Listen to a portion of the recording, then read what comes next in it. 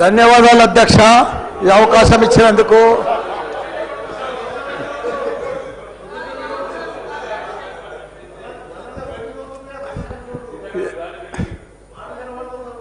సరే, పెళ్లికి వచ్చినా రాకున్నా కానీ ఒక అధ్యక్ష చాలా బాధాకరంగా ఉన్నది, చాలా ఇబ్బందికరంగా ఉన్నది.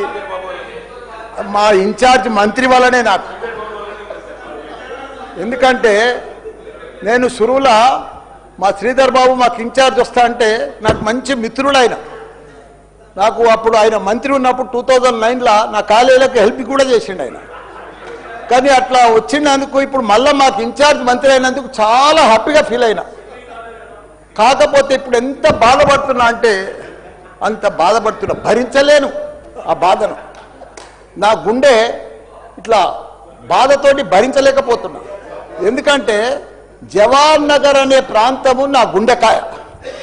అలా ప్రజలకు చెప్పిన, అందరికి చెప్పిన, దాన్ని అంతా కూడా జిహెచ్ఎంసి మొత్తం చెత్త అంతా తెచ్చి కొన్ని ఏళ్ల సందే అడ్డే వేస్తున్నారు. పర్లే వేస్తున్నారు, అది కాంగ్రెస్ టైంలో సందే వేస్తున్నారు, ఇప్పటిదాకా కూడా వేస్తూనే ఉన్నారు. అది కంటిన్యూ కాంట్రాక్ట్ ఉంది వేస్తున్నారు. మీ దాంట్లోనే కంటిన్యూషన్ అని చెప్తున్నా. నా జర ఓపిక పడతా, నీకు దండం పెడతా. ఎందుకంటే ఆ చెత్త వేసినప్పుడు నేను మంత్రి ఉన్నప్పుడు మా కేటీఆర్ గారు 500 కోట్లు ఇచ్చిండు. చెత్తతోటి కరెంటు తయారు చేసే ఉత్పత్తి ప్లాంట్ ఆడ తయారు చేసినాం.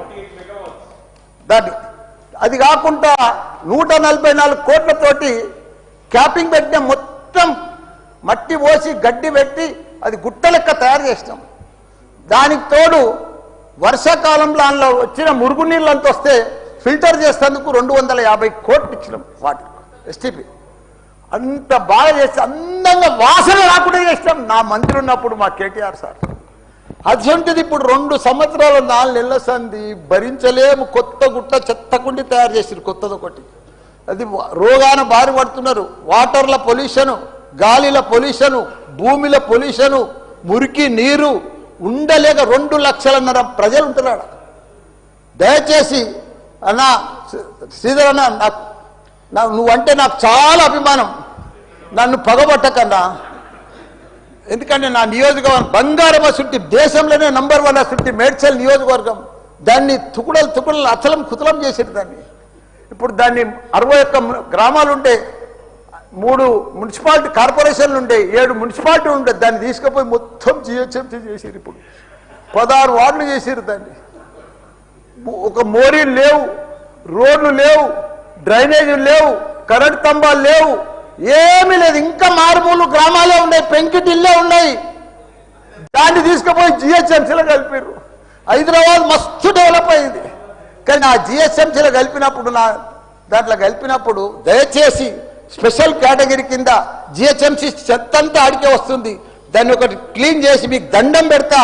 ఎందుకంటే అక్కడ నేను ఉండలేకపోతున్నా. నేను ఎందుకు వస్తున్నా, ఎందుకు గెలిచినరా ఇక్కడి నుంచి అని భరించలేకపోతున్నా. నేను శ్రీధర్ అన్న నీకు దండం పెడుతున్నా.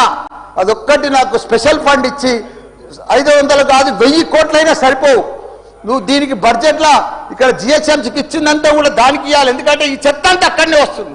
అక్కడ కూడా ప్రజలన్నా, పేద ప్రజలన్నా, డెవలప్ లేదన్నా, మోరీలు లేవన్నా, రోడ్లు లేవన్నా, లైట్లు లేవన్నా, చచ్చిపోతున్నారన్నా, రోజు ఒకరు చచ్చిపోతున్నారన్నా, ఆ హాస్పిటల్ బారిన పడుతున్నారన్న ప్రజలంతా. నేను చూడలేకపోతున్నా, నేను భరించలేకపోతున్నాను. నీకు దండం పెడతా.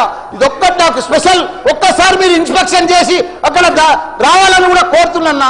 మీరు ఈ నడుమ ఇనాగ్రేషన్ కూడా వస్తలేరన్నా. ఆ మహేందర్ రెడ్డిని పంపిస్తున్నారన్నా. మీరు కావాలనే వస్తున్నారన్నా, కుట్ర పంపుతున్నారన్నా, నా మీద కుట్ర పంపుతున్నారన్నా. ప్లీజ్ దయచేసి అదొకటి మీరు రావాలి. కృష్ణారావు గారు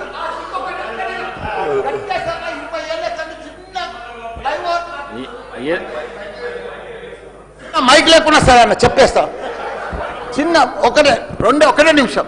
చిన్న ఫ్లైఓవర్ 20 ఏళ్ళ సంది కడుతుండ్రు. డబ్బులు లేకపోతే కూడా నేను 2 కోట్లు బదులు ఇప్పించి ఆయన 90% కంప్లీట్ చేసిన. ఆయనకు 4 కోట్లు రావాలి. 3 చచ్చిపోయారు వీడికి. ఆ ఫ్లైఓవర్ బంద్ ఉన్నది గట్కేసర్లా. దయచేసి ఆ 4 కోట్లు రిలీజ్ చేపి అన్న, నీకు దండం పెడతా. ఆ గట్కేసర్లా ప్లీజ్ అన్న. నీకు లెటర్ కూడా ఇచ్చినా, నీకు మొత్తం ఐడియా ఉంది దానికోసం. థ్యాంక్ యూ అన్న, థ్యాంక్ యూ అన్న. చివరిగా కృష్ణారావు గారు.